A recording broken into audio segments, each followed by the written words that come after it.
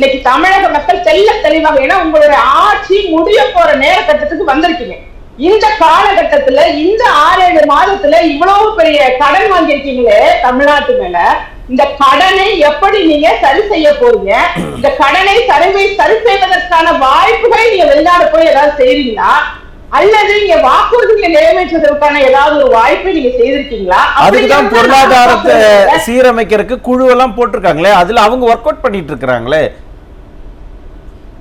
அவங்க போட்ட குழுக்கள் 1-2 கிடையாது சகோதரரே. அதாவது 40க்கும் மேற்பட்ட குழுக்கள் போட்டுட்டாங்க.